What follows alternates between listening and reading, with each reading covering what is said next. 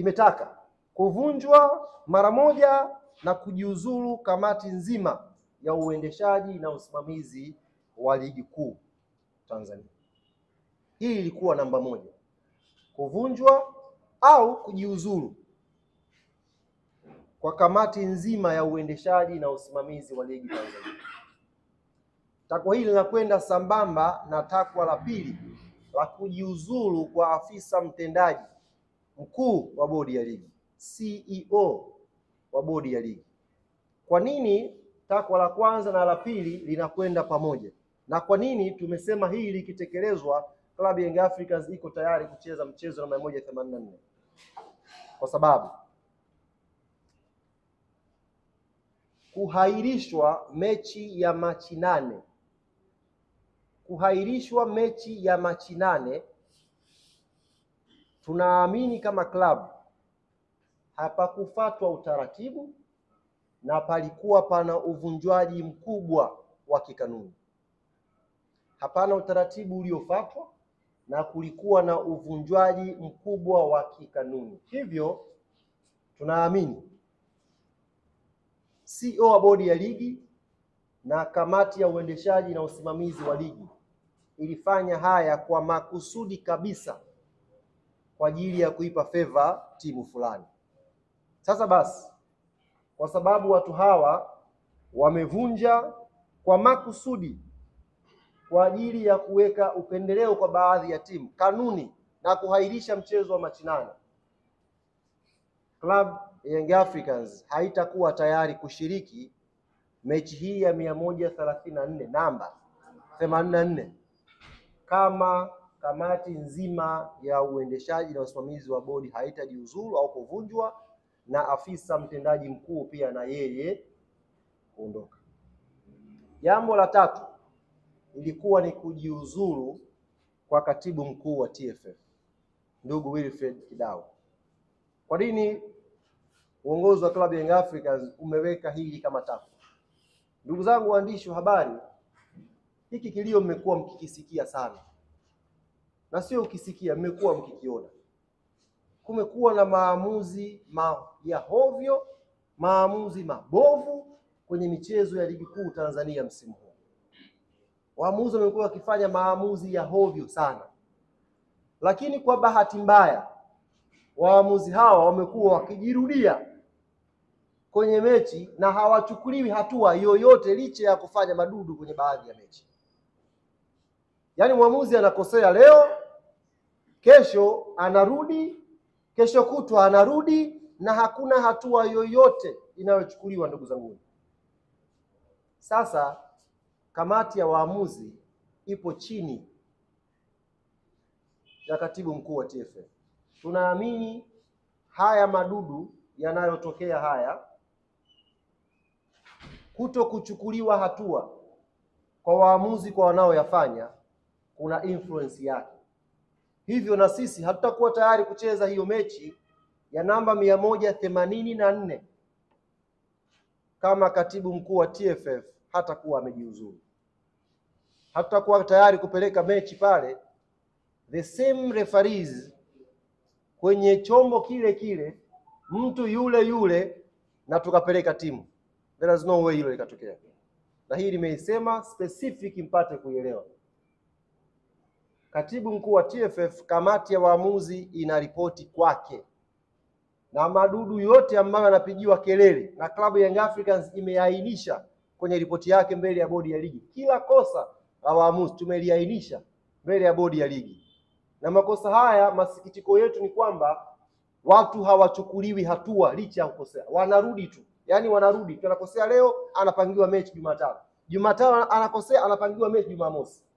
Repetition hii uongozi wa klabu ya Young Africans hauoni kama katibu mkuu wa TFF anastahili kuendelea kwenye nafasi yake, kwa sababu hakuna haki inayopatikana kwenye pitch. Hakuna haki inayopatikana uwanjani. Ligi yetu inavyosemwa ni ligi namba 4 kwa ubora barani Afrika. Fakta ya waamuzi hauwezi kuacha kuitaja. Ili tuweze kumaintain ubora na hadhi na thamani ya ligi yetu, ni lazima tudili na hili tatizo. na mzizi wake ni mtu anayeshughulika kupokea hizi ripoti, anatakiwa awajibike, na mtu huyu ni katibu mkuu wa TFF Wilfred Kidawe. Sasa kwenye barua yetu haya matatu nilowatajia, ndugu zangu waandishi wa habari: la kwanza, kuvunjwa kwa kamati ya usimamizi na uendeshaji wa bodi ya ligi; namba 2, kujiuzulu kwa afisa mtendaji mkuu wa bodi; namba 3, kujiuzulu kwa katibu mkuu wa TFF. Haya matatu, na kwa barua yetu tumeelekeza haya matatu yakifanyiwa kazi, haya matatu ni matakwa ya muda mfupi, tutakuwa tayari kupeleka timu. Takwa la 4 tulisema ni uhuru na mageuzi ya kimuundo ya bodi ya ligi, na barua yetu ilikuwa very clear kwamba hili ni jambo tunalotazamia la muda mrefu. Sio kama mnanielewa vizuri. Hii ni jambo la muda mrefu, next season huko tunaweza sasa kuanza kufikiria kuwa na bodi huru inayojitegemea, na ndiyo standard za dunia, kuwa na bodi huru inayojitegemea. Niwape mfano ndugu zangu waandishi wa habari, kwenye press conference hiyo press alofanya CEO wa bodi ya ligi leo, nyinyi mlikuwa pale, amezungumza na mnaona namna gani bodi ya ligi haina power. Kazungumza, mlikuwa mnasikia namna gani amesema kuna chombo cha juu cha kuahirisha mechi, namna gani amezungumza kuonyesha bodi ya ligi haina decision zake. Sasa sisi hii tulitoa kama pendekezo ya next season, sio kwenye kusolve issue ya Kariakoo Derby. Ieleweke vizuri na asipotoshe mtu hapa. Maana nimeona CEO wa bodi ya ligi amepiki huo kama mfano, kama mapendekezo ya Yanga ni ya muda mrefu, kwa mfano muundo wa bodi ya ligi. La kuondoka yeye hajasema. Yeye kapiki kwamba bana mapendekezo ya Yanga ameyaleta, ukiyatazama mengi ni ya muda mrefu, hatuwezi kuyashughulikia hapa, si iende wapi. Matatu ya muda mfupi tumeainisha, na barua yetu ilikuwa very clear kwake yeye. Hakuna muda mrefu, very clear, ni muda mfupi. Tumewakilisha na tumeeleza. Kwa hiyo tunafikiri haya matatu yakifanywa kazi, haya bungi itapigwa. Sasa niwaambie ndugu zangu waandishi wa habari, kama haya matatu hayatafanywa kazi, kama kamati ya uendeshaji ya ligi haitavunjwa na hawatajiuzuru, kama afisa mtendaji mkuu wa bodi hatajiuzuru, kama katibu mkuu wa TFF hatajiuzuru, klabu yetu ya Young Africans msimamo wake ni huu: hatutashiriki mechi namba 184, hatutacheza mechi zilizobaki za ligi msimu huu, 2 zilizobaki. Klabu yetu haitashiriki pia ligi kuu msimu ujao. Yaani sio kwamba ni hapa.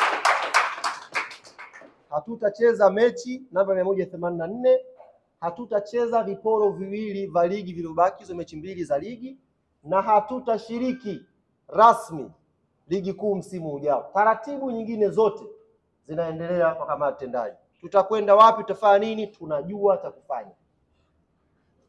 Na nitumie fursa hii kuwaambia wote ambao mnafikiri kwamba tunafanya mzaha, ndugu zangu, kwenye hili we are more than serious. Tuko serious zaidi ya mnavyodhani, zaidi ya mnavyofikiria. Na kama yuko mmoja wao pengine anakaa na kuwadanganya kwamba kuna pointi ya Yanga itapunguzwa, ndugu zanguni, huyo mtu aache hayo mawazo mara moja. Hakuna pointi ya Yanga itaguswa, na kama yuko mwanaume kugusa hiyo pointi, aguse aone nguvu ya wananchi nazungumzaji. Kama yuko huyo mtu ambaye anawaambia punguzeni pointi hapo, aguse na ajaribu kugusa hata nusu pointi. Hiyo pointi 15 mbali, nusu pointi aguse, alafu ataiona nguvu ya wananchi nazungumzaji. Hizi pointi 73 ndugu zangu tumezipata kwa jasho sana. Haikuwa rahisi Yanga kuwa kinara wa ligi sasa hivi. Kuna jasho limemwagika, kuna fedha imetoka hapo, watu wameingia gharama, watu wamepata shida, wameacha familia zao kusafiri umbali mrefu kuisupport hii timu. Alafu ukae na tai useme na kata pointi. Jaribu kugusa pointi moja ya Yanga Afrika, jaribu. Na niongezee hapa, tuonyeshe kwamba we are very serious kwenye hili. Nimeona leo imetoka taarifa fainali ya kombe la shirikisho la CRDB tarehe 28 Zanzibar.